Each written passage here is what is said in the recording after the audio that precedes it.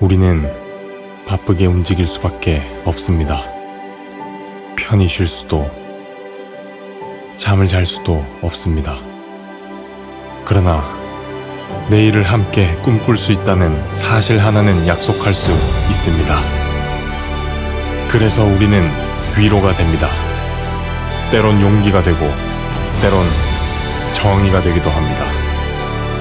오늘도 희망을 품고 나아갈 수 있도록 대한민국 국민 모두의 꿈을 지키는 우리는 당신의 벗입니다. 우리 공화당.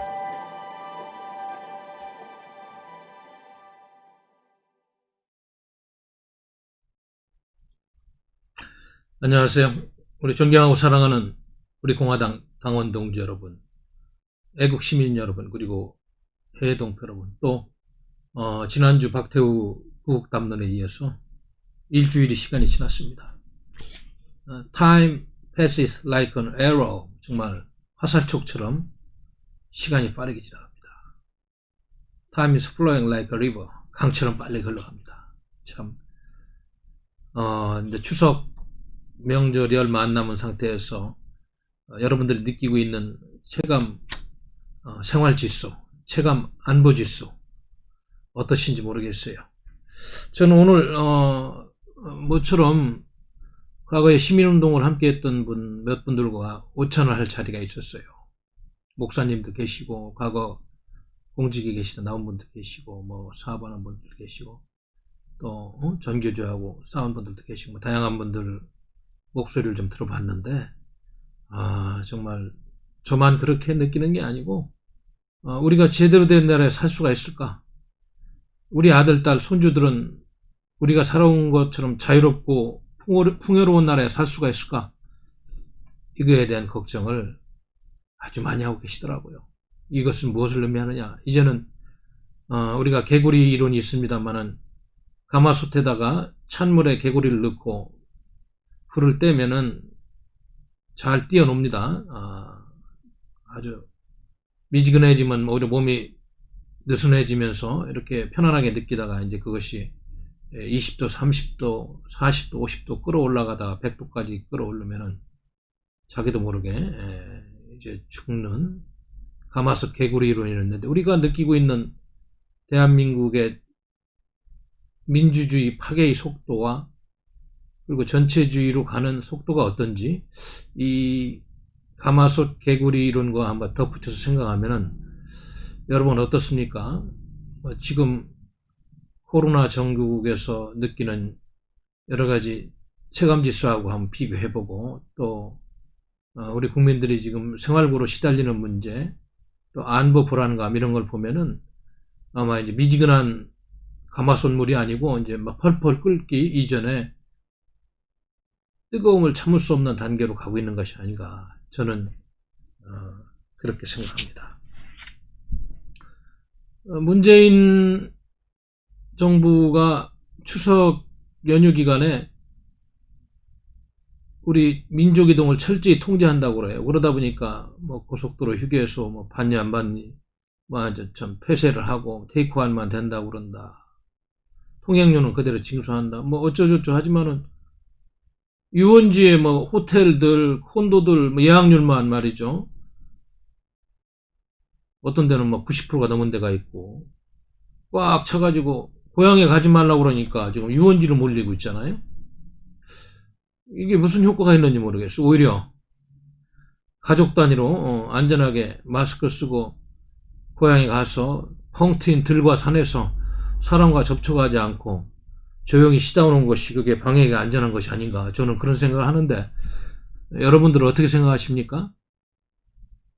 이 나라의 대통령이라는 사람은 어제도 보니까 방역에 협조하지 않는 사람은 엄단하겠다는 엄포를 놓고 있는데, 이거는 방역의 도를 넘는 국민에 대한 통제요. 거주 이동의 자유를 통제하는 구습이다. 방역은 방역으로서 방역의 수칙에 맞게 순수한 보건적인 관점에서 행해, 이렇게 정치적인 목적까지 함유된 방역이라는 것을 이제는 우리 국민들이 다 알고 있어요. 과거에 공산주의자들 또 사회주의자들 유사 전체주의자들이 국민을 통제할 때 여러 가지 수법이 있습니다만은 이 질병과 전염병을 핑계로 해서 이렇게까지 국민의 기본권을 제약할 수 있는 것인지 헌법 소원이라도 한번 내서 법적인 다툼을 할 필요가 있어 보입니다. 지금 문재인 정권의 그런 실정과 이 문재인 정권에 대한 불만이 각종 스캔들 그리고 정책적 실패 그리고 도덕적 해이 등으로 인해서 아마 이번 추석에 가족들이 만나면 부글부글 끓는 정도의 그런 비판과 동의점이 찾아질 텐데 이거를 두려워하는 문재인 주사파 정권은 가족들을 차라리 만나지 말고 방역을 핑계로 각자가 지내라는 이런 지침을 내리는 측면도 있다.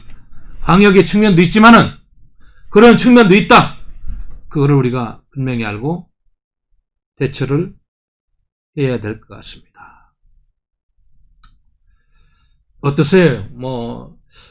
원래 이렇게 가을이 되면 독서의 계절이고 천고마비 계절이라서 마음도 편안하게 우리 말도 살찌는 이런 계절인데 요즘 같으면 편안하게 독서할 수 있는 그런 정서도 안 되고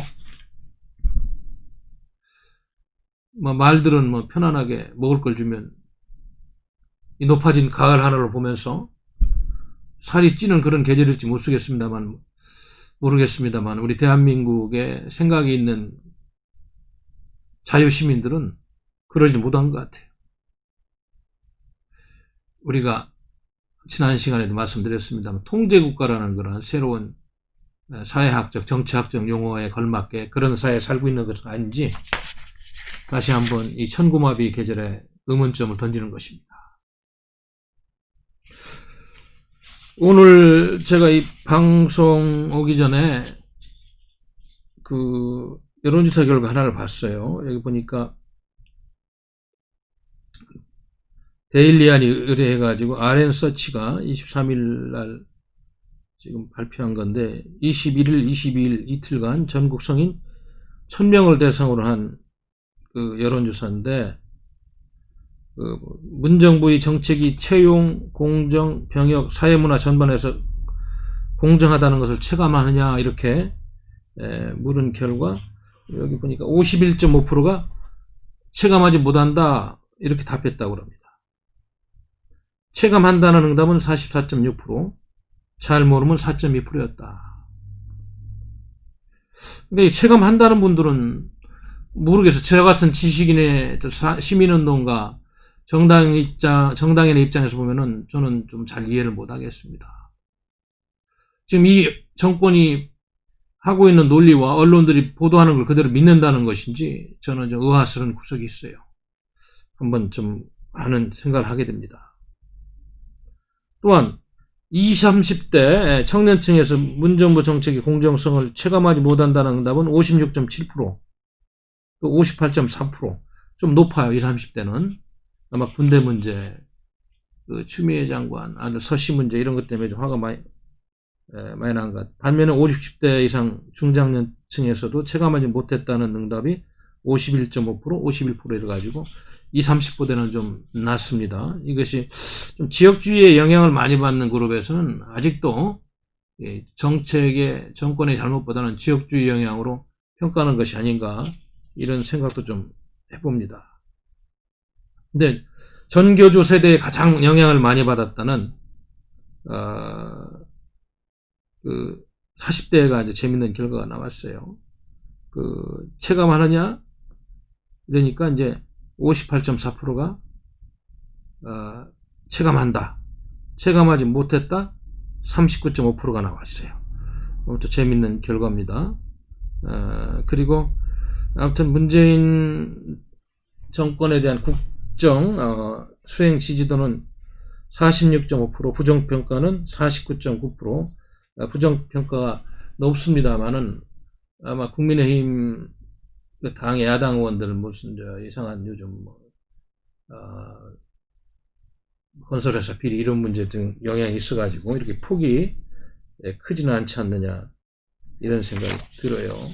아무튼 이렇게 이 통계 여론조사를 보면은 민심의 흐름을 우리가 대충 알 수 있는데, 우리가 지금 분노하고 있는 이 정권의 실상에 대해서 아직도 많은 국민들은 지금 이 편향된 언론들이 보도하는 것을 그대로 믿는 국민들이 많이 있는 것이 아닌가, 저는 개인적으로 이런 분석을 한번 해보겠습니다.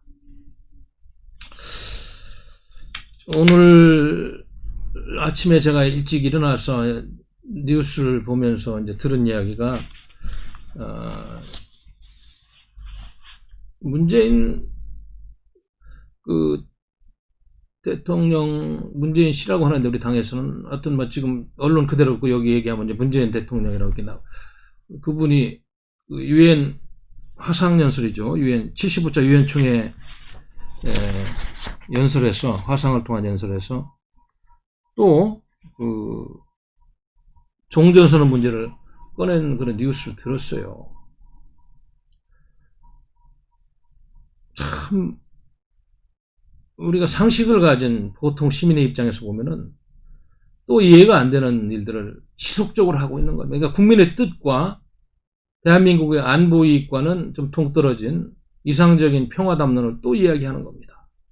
미국에서는 이미 이건 허상이다. 핵은 그대로 개발되고 늘어나고 있고, 인권을 전혀 개선시키지 못하고 있는 북한 정권에 대해 종전선언을 해달라고 하는, 종국에는 뭐예요, 종전선언은? 한반도에 정정이 없다고 종이쪽지에 서명하게 되면 명분이 생기잖아요. 주한미군 철수하고. 뭐 종전이 선언된 유엔사가 여기에 필요한가? 지금 세계 자유민주주의 국가 연합이 추진하고 있는 인도 태평양 전략에도 맞지가 않고, 또 북한이 핵이 비핵화가 전혀 될 것 같지도 않고 안 될 거라는 이런 분위기가 팽배하는데, 핵을 완전히 없앤다면 종전선언을 한다는 조건부도 아니고 그냥 비핵화 이전이라도 종전선언을 하자는 이 이야기는, 이거는 정말 너무나도 번지수가 틀린 이야기입니다. 왜 이 주사파 정권은 계속 이렇게 할까요? 지난 한 달 동안 측근 이인영 통일부 장관부터 해서 송영길 외통위원장, 이수혁 주미대사, 문정인 외교안보 특보 등등등등 한 발언들을 보면 지금 이 문재인 씨가 하고 있는 이런 발언하고 맥락을 같이 하면서 우리 동맹국들을 너무너무 불편하게 하고 있는 겁니다. 지금 왜 뜬구름없는 종전선언 이야기를 왜 이렇게 그 중요한 유엔 연설에서 이렇게 꺼내는 거예요.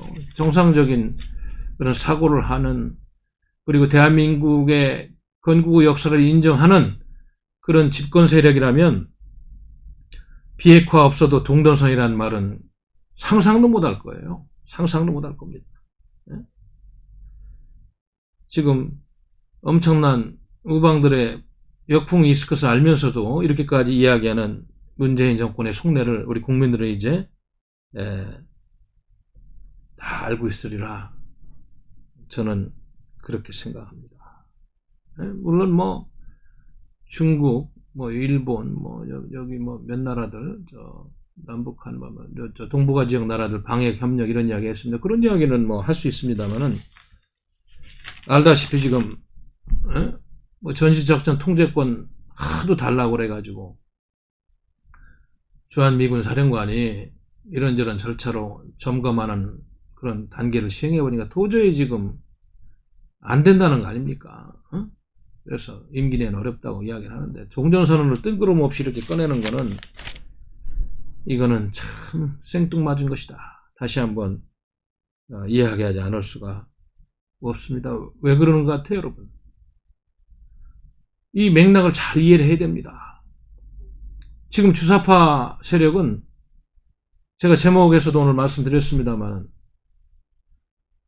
대한민국이 건국 과정에서 이승만 대통령을 중심으로 한 자유민주 세력, 이렇게 건국한 그 역사 자체를 부정하는 세력입니다. 그러다 보니까 지금 미군이 들어와서 여기서 긍정적인 역할을 하고 우리 안보를 지켜주는 문제에 있어서도 본인들이 사고하고 맞지가 않는 거예요.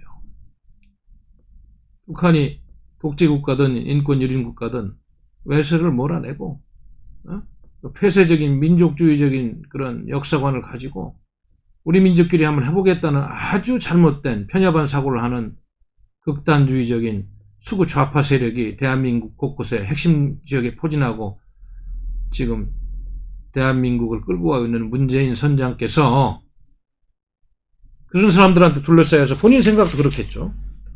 이런 터무니없는 얘기를 하는 것이다. 다시 한번 말씀을 드리지 않을 수가 없습니다. 너무나 현실성이 없는 허상이 아닌가. 참, 종전선언이라는 게 그렇게 쉽게 되는 겁니까?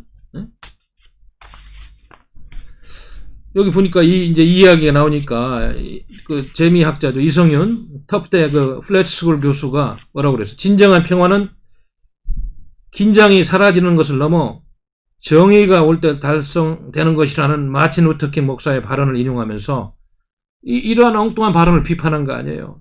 이성윤 교수 뭐라고 했어? 북한은 부정의 그 자체다. injustice. 부정의. 정의롭지 않은 그 자체다.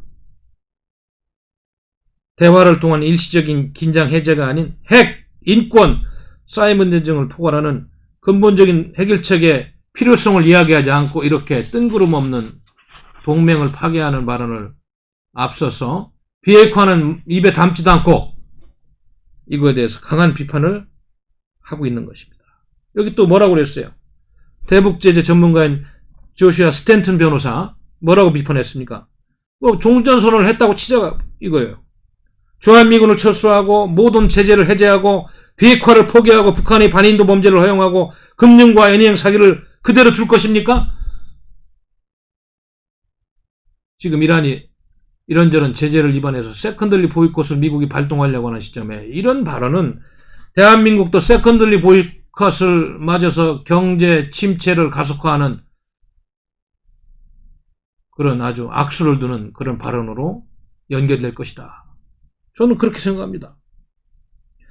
이거는 현실적으로도 절대 이루어질 수도 없고 그리고 이 난맥처럼 얽히고 있는 한반도 주변의 문제를 푸는 철인 열쇠가 아니에요. 그냥 순진한 초등학생이 전쟁놀이 하는 것 같이 이렇게 말장난에 불과한 것을 여러분들이 알아야 될 겁니다. 자, 이래서 이런 정치 이벤트적인 발언 이제 제발 좀 우리 국민을 좀 무섭게 하세요. 좀 문재인 정부 위정자들은 우리 국민들을 좀 제발 좀 두려워하고 무서워하시기 바랍니다. 무서워. 왜 이렇게 아니라고 국제사에서 이야기하고 그래도 누구나 믿을 수 있는 그런 배경과 판단력을 갖고 있는 인사들이 이야기해도 왜 그렇게 그냥 고집스러운 이야기를 하는 거예요. 이 정권에서. 오늘 또 보니까 여기 한 메이저 신문 오피니언 난에도 뭐 비슷한 거 아니야. 나라가 거꾸로 가고 있다. 출산율, 자살률, 비정규직, 산재 사망률 모든 중요한 인간 지표들이 완전히 지금 거꾸로 가고 사람이 먼저인 나라는 사람이 꼴찌인 나라다. 공정과 정의를 향해서 다시 출발해야 되는 나라다. 이런 칼럼도 실리고 말이에요. 연일 이런 신문에 양심과 정의의 목소리가 나오는데 어디에다 지금 길을 대고 국정을 운영하는 것입니까 지금?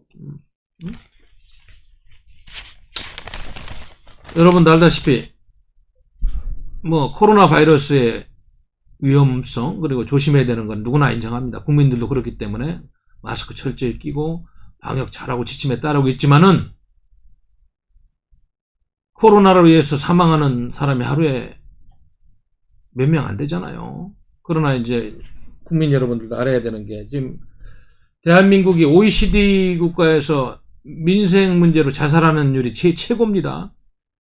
제가 듣기로는 하루에 지금 민생 파탄 바이러스, 코로나 바이러스가 아니고 민생 파탄 바이러스로 매일 한 38명에서 40명이 자살하는 걸로 알고 있어요. 38명이 평균치라고 알고 있는 38명에서 40명 정도? 그렇게 제가 알고 있는데 코로나는 하루에 평균 사망자 수가 한두 명 되는지 저는 잘 모르겠습니다. 그건 좀 알아봐야 되겠습니다만은. 소득주도 성장론부터 지금 기업규제 3법 이번에 또 통과한다고 하는데 반시장적인 경제정책으로 퍼주기 경제로 근로의욕을 상실하게 하고 기업윤리를 망가뜨리는 정책으로 중산층이 붕괴되면서 파탄난 서민들의 곡소리가 코로나 소리보다 더 크게 들리는 건 왜 못 듣느냐 이거예요. 왜? 들어야 될 거 아니에요. 국민들 심부름 한다는 사람들 아니에요. 국민이 군림하면서 국민을 통제하고 지금 뭐 어떠라는 거야. 역사는 반드시 용서하지 않습니다. 이렇게 가면. 죄송합니다. 뭐 이야기를 하다 보니까 좀 화가 안 날 수가 없어요. 저희들이 목요일 날마다 기자회견 합니다만은 광화문에서 2시 또 이번 주에는 기업규제 3법에 대해서 견제를 못하고 있는 국민의힘 당사 앞에서 4시 이렇게 기자회견을 할 처인데 그 왜 공정경제 3법을 긴 시간을 가지고 토론을 통해서 걸러낼 걸 걸러내고 고칠 건 고치고 해가지고 통과해도 늦지 않은데 저렇게 무리하게 막 밀어붙이는 것에 대해서 국민의힘의 김종인 씨는 경제민주화 개념을 실천한다고 이렇게 합니다만은 기업인들이 죽겠다는 거 아니에요. 대한민국 경제를 이끌고 있는 불을 창출하는 주역들이 죽겠다고 그러는데 왜 그렇게 이렇게 나서서 그러는 거예요. 지금. 조금 시간을 가지고 공청회도 하고 토론을 통해서 뭐 고치면 어디가 덧납니까 지금? 이거 뭐 학교에서 우리 제자들 강의하듯이 이렇게 연설이 안 되네요. 강의가 안 되고 화가 나가니까 이렇게 고함을 지르는 형태의 이런 방송이 되고 있는데, 응? 그래서 경제계획 외치면 이렇게 무시가 되면 안 됩니다. 응? 이거는 제가 듣기로는 해외에도 유례가 없는 급진적이고 과격한 그런 규제들을 담고 있는 조항들이 아직도 있고, 특히 감사위원 분리선임제 같은 경우는 세계적으로 유례가 없는 조항이다. 그래서 지금 재계에서 좀 반대하고 있는 거 아니에요. 응? 자, 그래서 투기적 외국 자본들이, 투기성인 외국 자본들이 주주총회에서 힘을 합쳐 감사위원을 선임할 수 있는 사내 감사위원 및 감사위원 선임안도 이렇게 지금 더불어민주당이 추진하는 방법으로 가서는 안 된다는 것이 경제계의 의견 아닙니까? 이렇게 되면 경영에 간섭하려는 투기자본에게 대문을 활짝 열어놓은 꼴이 되고, 미국이나 일본은 이 사회가 감사위원을 아직 선임하는 그런 이유를 알고 있어야 되는데 우리는 왜 주주총회에서 이렇게 하는 길을 열고 있는 것인지 지금 경제계는 크게 지금 걱정하면서 묻고 있는 거 아니에요? 그래서 이거는 한국에만 있는 갈라파고식 반기업 규제라는 오명을 지금부터 많은 비판가들한테 듣고 있다. 이 말씀을 드리는 것입니다. 우리 헌법은 기업은 알다시피 개혁의 대상이 아니고 시장에 맡기는 그러한 기본적인 시장경제주의를 택하고 있어요. 물론 공정거래위원회에서 독과점이라든지 상거래 질서를 위협하는 그런 불법에 대해서는 규제를 하지만은 기본적인 시장경제질서의 원리를 너무 제약하는 그런 경제정책은 그건 헌법에도 맞지 않느냐. 그래서 경제계에서는 그런 이유로 좀 이야기를 하는데, 아니 뭐 더불어민주당은 뭐 사회주의 전체주의 세력에 지금 틀이 갇힌 세력이나 그렇지만 지금 견제해야 될 야당이 이거를 같이 찬성하고 나서고 있다는 이야기는 좀 문제가 있다. 저는 그런 생각을 하고 있습니다. 그뿐입니까 지금? 뭐 다중대표 소송제라고 해서 이 문제도 지금 크게 걱정을 하고 있고, 이거 이러한 기업 옥죄기법이다 이래가지고 많은 분들이 지금 이 공정경제 3법을 기업 옥죄기 3법이다 이렇게 걱정하고 있는데, 다시 한번 좀 정기국회에서 밀어붙이기 전에 국민의힘에서 좀 기업인들의 목소리를 듣고 한번 좀 공청회라도 다시 하고 이걸 다시 한번 전체적으로 틀을 짜는 그런 시간이 필요하지 않느냐, 저는 그렇게 생각합니다. 그래서 지금 상법 개정안을 이번에 보면은 모회사 지분 0.01%를 가진 주주라도 자회사 경영진을 상대로 대표 소송을 제기할 수 있는 다중대표 소송제가 이렇게 도입된다고. 이거는 뭐 소송 천국이 될 것이다. 그래서 상당히 회사가 발목이 잡히는 그런 현실이 될 것이다. 그래가지고 걱정하고 있고, 공정거래법 개정안은 지금 알다시피 공정거래위원회를 거치지 않고 검찰의 기업을 직접 고발할 수 있는 그런 전속 고발권 폐지가 좀 포함되어 있어가지고 이런 기업인들이 지금 걱정을 하고 있고, 금융그룹 감독법은 금융지주가 아니면서 금융회사를 갖고 있는 복합금융그룹에 대해서 금융 전문회사에 준하는 감독을 한다는 것인데, 예를 들면 지금 현재 기업 중에 삼성, 한화, 미래에셋, 교보, 현대자동차, DB금융그룹 등이 이런 것들 적용 대상이라고 합니다. 그래서 일단 이거 주호영 원내대표도 말씀하셨듯이 쟁점 조항만 10여 개에 달한다고 검토 필요성을 이야기하고 있는 상황이니까, 김종인 비대위원장은 본인의 철학만 옳다고 하지 말고 경제민주화도 중요하지만 이렇게 추락하고 있는 대한민국 시장도 살려야 될 거 아니에요. 좀 다시 한번 생각을 해서 103석을 가진 국민의힘이라는 당이 정기국회 통과를 막고 몇 개월간이라도 이거를 좀 다시 심사하는 그런 시간이 있어야 되는 것이 아닌가, 저는 그렇게 생각을 합니다. 모르겠어요. 저는 기업인이 아닙니다만 하도 지금 반대를 하고, 전경련 회장인가 경영자 총협회 회장 이런 분들이 지금 여야 영수를 만나고 다니고 해도 뭐 뚜렷한 방안을 못 찾고 있다는 이야기를 제가 듣고 있어서 걱정돼서 한 말씀 올렸습니다. 전 세계적인 미래 분석가죠. 미래 분석가인데, 조지 프리드만 미국의 지오폴리티컬 퓨처스 회장을 인터뷰했습니다. 문화일보에서 지난 며칠자로 인터뷰했는데 19일자인가요? 그래서 인터뷰를 했는데 중요한 이야기들을 좀 하셨더라고요. 문화일보에 내가 보도된 걸로 하는, 저도 한번 읽어본 적이 있습니다만은, 조지 프리드만이라는 미래 분석, 미래학자가 말씀하신 것 중에서 제가 우리 대한민국의 관점에서 꼭 알아야 되는 몇 가지만 한번 말씀을 드려야 될 것 같습니다. 제가 이제 여러 가지 이야기를 했습니다만은, 특히 제 머릿속에 남아있는 거는, 미국은 어느 동맹국도 그러니까 필요로 하지 않는다. 물론 이제 미국이 세계 경찰국가 노릇을 하면서 미국의 패권 국가적인 헤제모니적인 지위를 지키려고 하다 보니까 허브 앤 스포크 시스템에 해가지고 한미 동맹도 필요하고 미일 동맹도 필요하고 나토도 필요하고 이런 전 세계적인 갈고리 같은 이러한 군사 협력 패권 유지 체제를 갖고 있기는 합니다만은, 미국이라는 나라를 보면은 트럼프 행정부에서 아메리카 퍼스트 팔리시가 바로 이제 그러한 점을 많이 담고 있는 것인데, 미국이라는 나라만 보면은 미국이 지금 셰일 가스부터 해가지고 지금까지 일궈는 재산이라든지 자산 앞으로 먹고 살 거 갖고 있는 여러 가지 지적 재산권 등등등등 이러면 미국이 왜 동맹국을 원래는 필요로 하지 않는다. 미국은 자국민을 지킬 수 있고 잘 살게 할 수 있고 끌고 갈 수 있지만 경찰국가 노릇을 하는 그런 왕도적인 그런 패권 국가다 보니까 이런 걸 하고 있는데, 왜 우리 대한민국의 문재인 정부에서는 지금 한미동맹을 이간질하려는 그런 세력들이 있는지에 대해서 아마 이렇게 우회적으로 비판을 하는 것이 아닌가. 그래서 이 조지 프리드먼은 거꾸로 그런 이야기를 하고 있네요.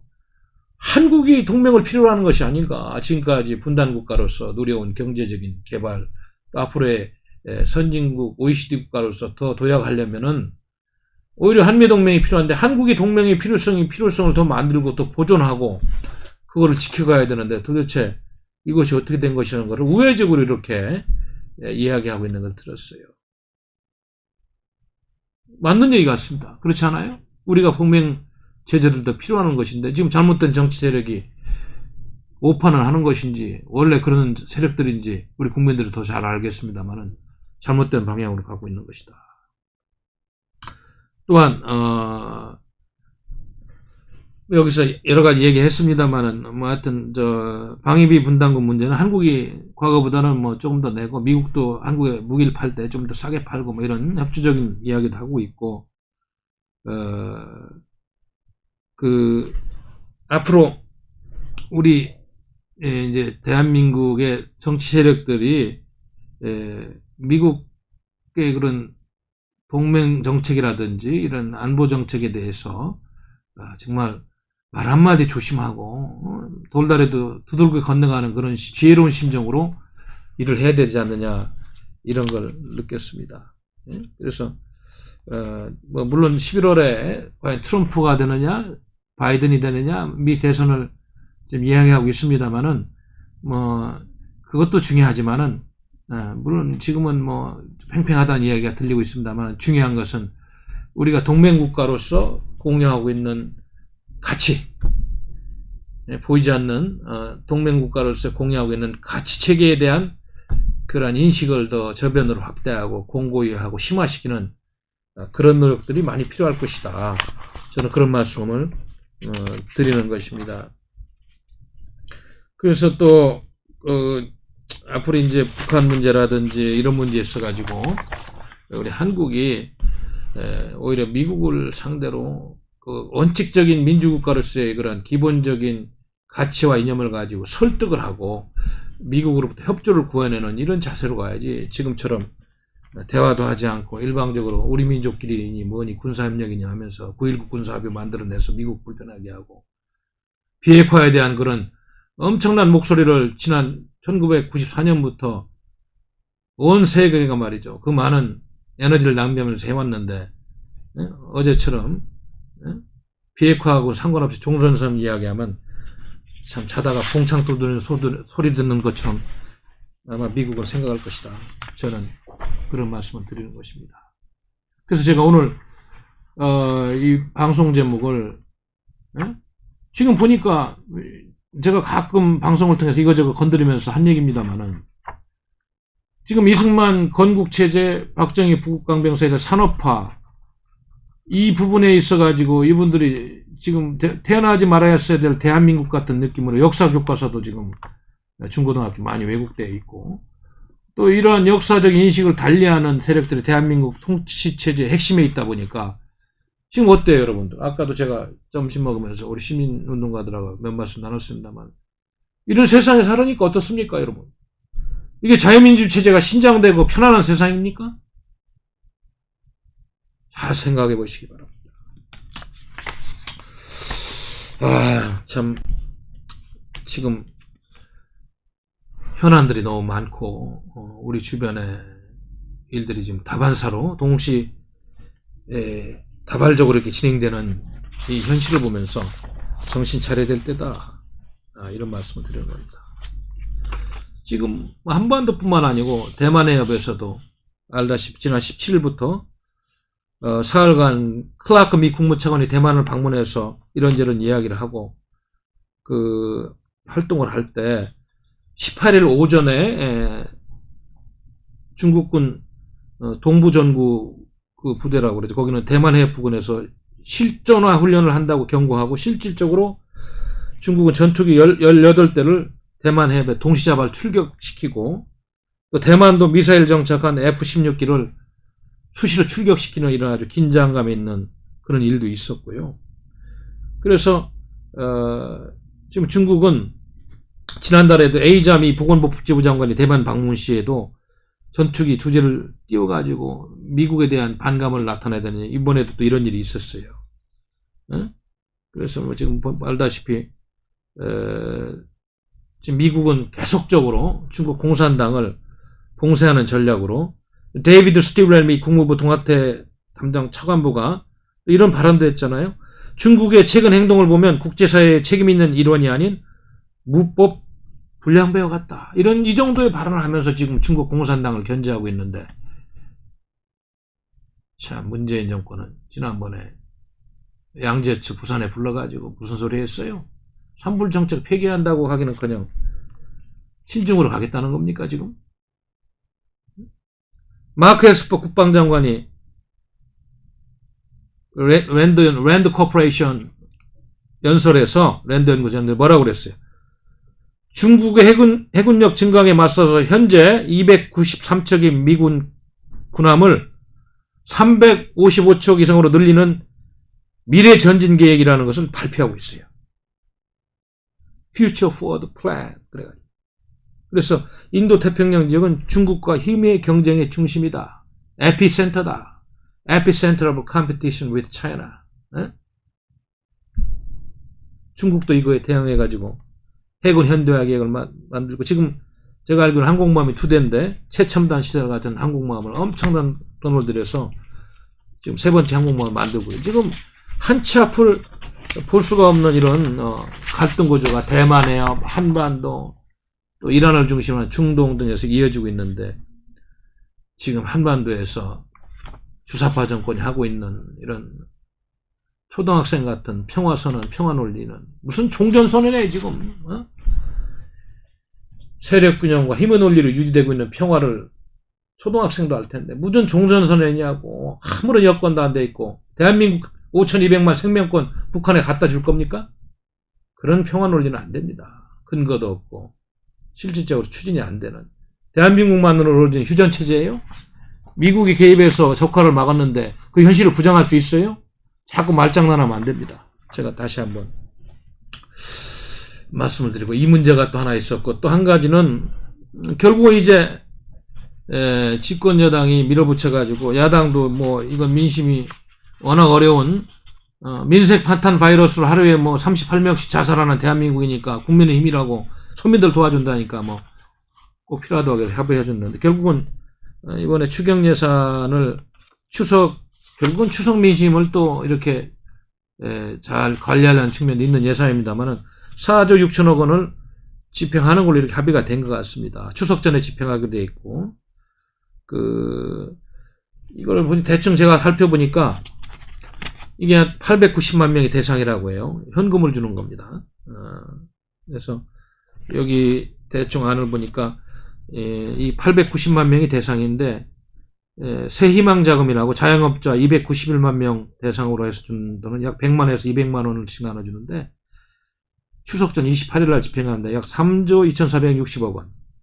또 고용안전지원금이라고, 이건 특수근로 종사자, 프리랜서 중 50만 명에 해당되는데, 이건 24일에서 29일 사이에 집행한다고 합니다. 약 1,025억 원이고, 그 다음에 청년 특별구직지원금이라고 해서 미취업 청년 20만에서 50만 원 정도 지원하는데 약 1,025억 원 정도가 된다. 이것도 29일 날 집행한다고 되어 있어요. 아동 특별 돌봄 지원금은 초등학생이야 약 532만 명인데 약 20만 원씩 준다고 그래요. 그래서 1조 635억 원. 그래서 이것도 29일까지 집행한다 이렇게 돼 있어요. 뭐 너무 어려운 분들이 많으니까 명절에 그래도 조금이라도 위안이 되라고 이렇게 예산을 집행하는 건 좋은데, 제가 더 걱정합니다만은 이것을 밥 먹듯이 그냥 또 이제 4차입니다만은 또 5차, 6차, 7차 나라의 국관이 거들나서 미래에 우리 후손들이 감당할 정도로 이렇게 집행해서는 안 되고, 정말 엄격히 따져서 야당이 허리띠를 졸라매는 그런 추경 예산 편성으로 가야 되지 않느냐, 이런 말씀 드리려고 한 말씀 드렸습니다. 그리고 권력기관 개혁 전략 회의를 했죠. 어제 했나요? 엊그제 했나요? 그런데 거기서 이제 이 정권이 결국은 지금 갖고 있는 권력의 통제력도 엄청난데, 자신들의 정치적인 계파를 공고히 하는 이런 권력 개편안이 되면 안 되는데, 말은 검경 개혁안, 국정원 개혁안 하면서 했습니다만은 우려되는 데는 한두 가지가 아니지 않습니까? 예? 여기 보면은 지금 경찰 쪽은 하여튼 수사, 생활, 안전, 교통, 보안 기능, 이런 기능을 통합한 국가수사본부를 신설한다 이렇게 돼 있고, 또 수사관 자격관리제도 도입 및 지방경찰청 중심으로 수사체제를 다시 마련한다 이런 내용이 있고, 자치경찰 지휘감독권을 자치경찰위원회에 부여한다. 이렇게 아주 점점 분권국가화하면서 사회주의 연방제의 그런 이념에 맞는 그런 흐름이 아닌가 저는 걱정을 하는 겁니다. 검찰 쪽은 어때요?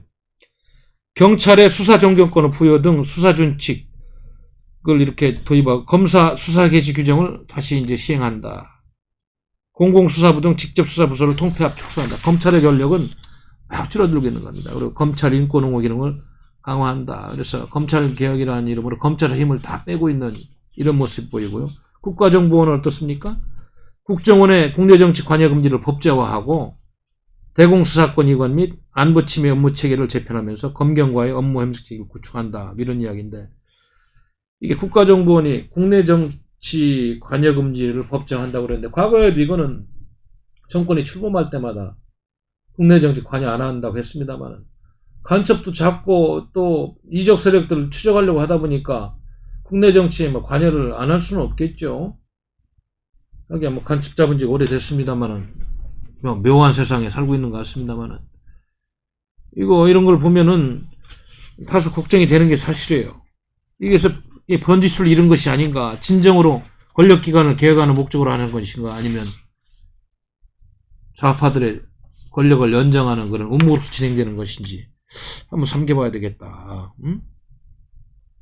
결국 국가수사본부원 이런 것들도 인사권의 독립성 문제가 굉장히 중요하잖아요. 뭐 만들어 놓고 대통령이 직접 임명하면은 뭐 그건 의미가 없는 거 아닙니까? 인사권을 어떻게 독립시키느냐 이 문제가 중요한 거고, 그리고 대공수사는 알다시피 정부하고 수사가 같이 가는 것이 분리돼가지고 효율성이 있겠습니까? 대북 정보 소집 기능과 대공수사를 분리한다는 거는 애초부터 잘못된 것인데 왜 이렇게 지금 가는지 모르겠고, 또 대공수사를 무력화해서 결국은 북한한테만 조언을 시키는 것이 아닌가, 이런 우려를 하는 것입니다. 검찰이 독립과 정치적 중립에 초점이 흐려지고 결국 통제가 쉬운 경찰청을 통해 가지고 이러한 권력 집단을 홍위병으로 만드는 잘못된 개혁이 아닌가, 이런 우려를 하지 않을 수가 없다. 그래서 권력기관의 신용화는 안 된다는 이런 시민사회라 양시민 세력들의 목소리를 다시 한번 한번 들어봐라, 이런 말씀을 드리는 겁니다. 그래서 아까도 이야기했습니다만 지금 제가 이제 요즘 보수 언론에는 가끔 쓸만한 칼럼도 좀 나옵니다. 조금 문제점을 짚고 과거보다는 그래도 너무 나라가 어려워지니까 쓴소리를 하는 글들이 있는데, 어제도 한미동맹의 그 문제점에 대해서 조목조마다 잘 쓴 그런 칼럼을 하나 제가 봤어요. 네? 그래서 뭐 여기 이제 대충 제가 이 말씀을 좀 드리고 싶었는데, 여기 보면은 지금 한미 동맹의 현주소는 신뢰 상실로 민감한 정부의 공여도 굉장히 어려운 상태가 아닌가, 이 정도까지 좀 분석을 하고 있더라고요. 저도 공감을 합니다. 그래서 전략적인 소통과 공조도 지금 신뢰성 상실로 어려운 지경이 아닌가, 뭐 이런 걱정을 하고 있고, 물론 뭐 트럼프 대통령의 아메리카 퍼스트 팔러시라든지 자국 중심주의 때문에 상업적인 그런 동맹관도 한미 동맹을 균열하는 데 일조를 하고 있죠. 그래서 이제 방위비 분담금 문제에 있어서 지나치게 미국의 입장을 너무 과도하게 이야기하는 측면이 있습니다만은, 이게 중국 공산당하고 삼불 정책 맺고 이럴 때 미국과 상의도 없이 이렇게 한 정부는 없었어요. 이 주사파 정권이 그렇게 했습니다. 예? 그리고 알다시피 지난번에 9.19 군사합의 우리가 비판하는 기자회견도 했습니다만, 이런 거 할 때 한미연합 사령부하고 사전에 상의하고 뭐 조율 과정도 없이 이렇게 막 하다 보니까 이제는 신뢰성이 깨질 대로 깨진 한미동맹 관계가 아닌가. 그러다 보니까 전시작전 통제권을 이제는 안 주겠다는 메시지가 공식적으로 주한미군 사령관을 통해서 나오는 이런 시점이 된 겁니다. 제가 듣기로는 2018년 판문점 선언하고 남북 군사합의서 체결 당시도 미국과 협의 채널을 통해 가지고 그 문제를 조율하고 한 것이 아니라고 그래요. 그러다 보니까 여기 주한미군을 보호해야 되고 동북아 전략에 한미동맹, 한일동맹에 큰 정찰 감시 기능을 해야 되는 미국 입장에서는 갑자기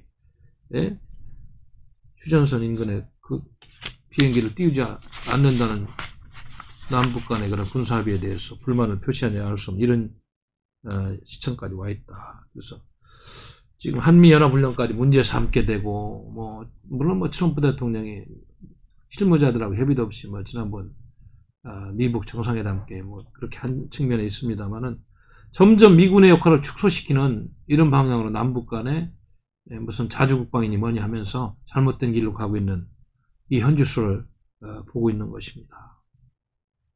이렇게 되면 동맹의 성격과 목표가 좀 더 희석되고, 왜 한미동맹이 북한을 관리하고 남침을 억제하는 기능으로서의 역할을 충실해야 되는데 그 본래의 목적은 희석되고 이제는 미국도 지난번에 육군 참모총장이 이야기했듯이 북한을 방어하는 그런 주한미군 개념에서 중국 공산당을 견제하는 개념적으로 바꾸려고 하는 이런 의도도 보이고 아주 지금 전환기적인 시점에 있다.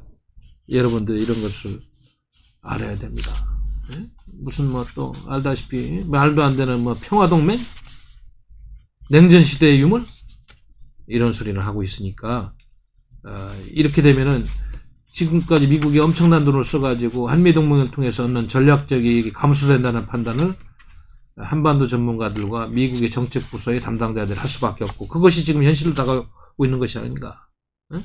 여기에다가 중국하고의 큰 전쟁을 선언한 이런 마당에 한국의 동맹국가의 동참을 지금 요청하고 있는데 미적미적대고 딴소리는 하고 말이죠. 균형자 외교니 뭐냐면서 허튼 소리는 하고 있으니까 신뢰성은 다 깨진 것이 아닌가.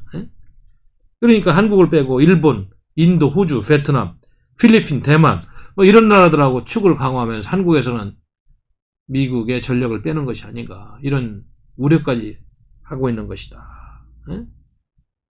그래서 주사파 핵심 인사들이 생각하고 있는 잘못된 반미 감정이라든지 미국이 대북 적대시 정책이 한반도 평화를 해친다고 북한이 대남 선전선동 차원에서 하고 무슨 뭐 이상한 사이트를 통해서 한 이야기를 그들이 하고 있다면 이거야말로 대한민국 체제 전체를 부정하는 인식의 오류고 우리 국민들이 그러한 체제에서 살면서 지금과 같은 불편한 삶은 계속될 것이다. 이런 이야기를 하지 않을 수가 없습니다.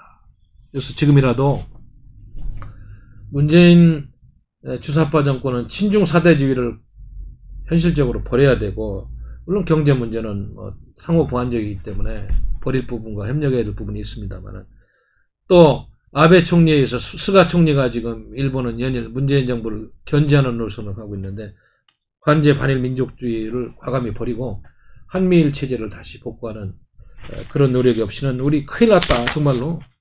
뭐 제가 큰일 났다고 하는 거는 여러분 그냥 하는 소리가 아닙니다. 지금 방송하면서 제가 한두 가지 분석을 해드린 게 아니잖아요.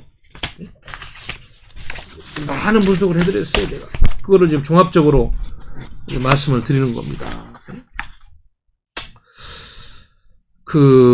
정말로 이게 어디까지 우리가 이제 뭐 이 문제를 더 자꾸 분석을 하고 판이 끝난 다음에 이 얘기를 할 수는 없는 거 아니에요. 걱정을 하고 있는 것인데 아무튼 뭐 계속 지금 미국의 한반도 문제 전문가들이 좋은 이야기들 권고안을 내고 있어요. 어제 9월 21일자로 미국의 그 브루스 크린이라는 그 동북아 문제 담당 선임 연구원 헤리티지라는 연구원을 알고 그분이 또 좋은 글을 발표를 했어요. 그래서 여기 제목을 보니까 North Korea, not another summit until progress at working level talks. 그래서 북한이라는 큰 제목을 달고 그 실무회담에서 진전이 있을 때까지 또 다른 미북 정상회담은 안 된다. 그래가지고 이런 글을 써서 지금 몇 가지 의미 있는 제안을 하고 있고 그렇습니다. 네? 여기 지금 중요한 얘기만 말씀드리면은 제가 여러분들 지금 이거를 당원 소양교육처럼 이렇게 우리가 꼭 알아야 되는 상황이기 때문에 짧은 시간에 여러 가지 얘기하는 거를 양해를 해두시고 잘 경청하시기 바랍니다. 그래서 앞으로 미국이 북한과 협상할 때 실질적으로 이제 미국의 그 군사력을 감소시킬 수 있는 그런 어떤 외교적인 합의도 북한과 해서는 안 된다. 그만큼 지금 한반도가 중요한 이치라는 걸 이야기하면서 비핵화의 진전이 없이는 그 어떠한 당근도 줘서는 안 된다는 이런 이야기를 지금 하고 있는 것 같아요. 그래서 여기 다시 한번 미국 행정부는 실무 차원에서 큰 진전이 없이 다른 정상회담에 그러니까 지금 계속 정상회담을 하다는 거 아닙니까? 뭐 북한에서도 지금 카드를 계속 쓰고 있고 트럼프 대통령도 대선 전에 유혹이 있을 수가 있어요. 그래서 정상회담에 동의해서도 안 되며 부분적인 비핵화나 그러니까 비핵화가 되지 않은 평화에 동의해서는 안 된다. 그래서 앞으로 북한의 도발에 대응하기 위해서 동맹국과 협력하고 또 가능한 경우는 군사훈련까지 재개를 하고 그리고 그 군사비 이런 지원을 전향적으로 해결해야 된다. 이래가지고 지금 여러 가지 위험성을 경고하고 있는데 여기 이 칼럼의 말미에 보면 와싱턴에서 그래서 이렇게 해야 된다. 그래가지고 몇 가지 포인트를 줬는데 요거를 소개하면서 오늘 방송을 마칠까 합니다. 그래서 앞으로 실무자 차원에서 명확한 검증과 실질적인 진전이 있는 합의가 없이 그런 정상회담을 해서는 안 된다. 설사 필요하다 해서는 안 된다. 이런 이야기를 했고 지금은 그런 실무급 회담이 이루어지지 않고 있지만 앞으로 실무급 외교회를 계속적으로 이렇게 할 수 있는 노력을 해야 된다. 뭐 문재인 정부에서 뭐 종전선언 이야기 이런 뭐 터무니없는 이야기를 합니다만 비핵화를 위한 포괄적인 로드맵을 추진해야 된다. 비핵화가 없이는 어떠한 것도 양보해서는 안 된다는 그런 이야기였고 또 앞으로 미국이 갖고 있는 핵, 미사일 또 그걸 복원하는 무기고 기타 대량 살상 무기 폐기를 포함한 모든 그런 그 합의가 앞으로 이루어지고 합의를 할 경우에는 그런 검증 프로토콜, 그걸 완벽하게 검증할 수 있는 시스템을 만들어야 된다. 뭐 이런 이야기도 지금 하고 있고, 또 평화선언에 이런 이야기를 북한과 지금 우리 대한민국 내에 종북 세력들이 하고 있는데 절대로 서명해서는 안 된다. 평화선언은 정말로 실질적인 평화의 조건이 성숙되기 전에 해서는 안 된다. 이런 이야기 했고, 또 앞으로 북한이 유엔 결의안을 위반했을 때는 미국이 좀 강력하게 대응을 해야 되겠다. 그래서 여기 지금 보면 미국은 그 북한이 2019년에 아마 26건의 미사일 그 발사 관련 위반한 사례가 있고 2020년 3월에는 9건이 있는데 즉 이런 위반 사례가 나오면 앞으로 더군다나 ICBM 테스트 같은 걸 하고 그러면은 강력한 대응을 해야 됩니다 하고 미적미적 때문에 안 된다는 얘기하고 있습니다. 그리고 아까도 말씀드렸습니다. 여기도 이 지금 LCD에 대한 정책 보고서에도 한국과 일본과의 그런 대북 정책을 긴밀하게 조정해야 된다. 그래서 서울 및 도쿄와 대북 정책을 조정해라. 이런 얘기 있고 그리고 코로나 사태가 좀 조건이 허용된 앞으로 군사훈련은 빨리 재개해라. 이게 중요한 얘기입니다. 트럼프 대통령이 국방장관하고 협의도 없이 지금 미국 정장에서 덜컥 그런 얘기 했습니다만은 재개를 해야 된다. 이런 얘기. 그리고 무엇보다도 북한의 그런 세계 최악의 독재국가의 인권 유린국가라는 평가를 받기 때문에 북한과의 문제에서 모든 사안을 북한 인권 문제하고 연계시켜서 인권 원칙을 좀 지켜달라. 북한의 인권 침해 문제를 거론하는 것이 좋겠다는 이야기까지 하고 있는 것입니다. 그래서 올해 대선 전에 뭐 북한이 이런저런 뭐 ICBM 본보기도 할 수 있고 무슨 SLBM도 쏠 수 있고 뭐 이런 긴장 국면이 있을 수 있습니다만은 아무튼 함부로 이렇게 북한에 끌려다니고 실질적인 비핵화와 평화가 이루어지는 조건이 안 되는 그런 걸 받아가지고 합의를 해서는 안 되겠다. 그래서 앞으로 우방국가 조율을 통해 가지고 북한이 허튼 짓을 못하게 더군다나 또 문재인 정권처럼 동맹국들과의 그런 과거의 약속이나 관례를 깨는 이상한 이야기를 하는 그런 거를 방지하는 중요한 그런 정책 페이퍼가 헤리티지 재단의 브루스 클리어 연구원을 통해서 또 21일 날 발표한 겁니다. 미국은 이런 발표 자료가 나오면은 그냥 나오는 게 아니지 않습니까? 이거 연구원이 썼습니다만 연구원 개인의 역량과 지식수 있습니다. 이거는 어떻게 보면 헤리티지 재단 정도 되면 미국 공화당 보수적인 생각을 가진 정부라든지 정책 정보기관들과의 그런 조율을 통해서 대한민국 정부나 아시아의 그런 전략가들과 함께 이런 정보를 공유하면서 여론을 만들어가는 그런 차원에서 이런 글들이 나오는 거기 때문에 이런 흐름에 대해서 이 주사파 정부가 자꾸 무시하고 이상한 사람들 등용해가지고 헛소리하면 이제 정말 돌이킬 수 없습니다.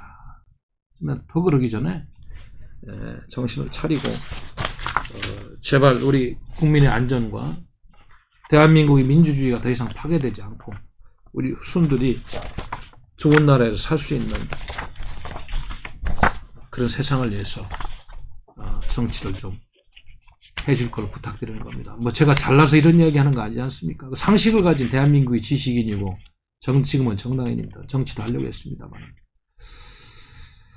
오늘도 제가 뭐 유튜브를 우연히 보다 보니까 지난주에도 제가 그 말씀 잠깐 드린 것 같은데 그 연세대 김동길 명예교수가 연일 뭐 이제 문재인 씨는 하야해야 됩니다. 내려오라고 하는 유튜브를 하고 있어요. 그분이 뭐가 답답해서 자꾸 그런 방송을 내보내겠어요. 하야해야 된다 이런 이야기를 합니다. 지금 김동길 명예교수. 이제는 도저히 참을 수 없는 지경까지 왔다는 그런 메시지 같아요. 그런데 왜 우리 국민들은 그런 메시지를 물론 뭐 이제 통제되고 뭐 이러다 보니까 소수의 사람들만 듣고 공유하는 메시지가 될 수 있는데 이 언론이 큰 죄를 짓고 있는 현장에서 우리가 이런 메시지가 잘 전달이 안 돼. 왜 그런 노학자가 양심과 정의로서 살고 나라 걱정을 해온 아무런 사심이 없는 분이 그런 이야기를 해야 됩니까? 그만큼 대한민국은 위기요.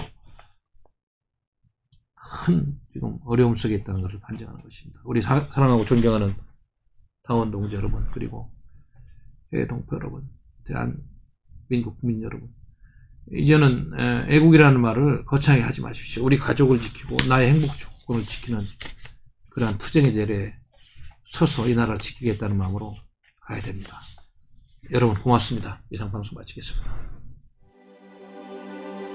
우리는 바쁘게 움직일 수밖에 없습니다. 편히 쉴 수도, 잠을 잘 수도 없습니다. 그러나 내일을 함께 꿈꿀 수 있다는 사실 하나는 약속할 수 있습니다. 그래서 우리는 위로가 됩니다. 때론 용기가 되고, 때론 정의가 되기도 합니다. 오늘도 희망을 품고 나아갈 수 있도록 대한민국 국민 모두의 꿈을 지키는 우리는 당신의 벗입니다. 우리 공화당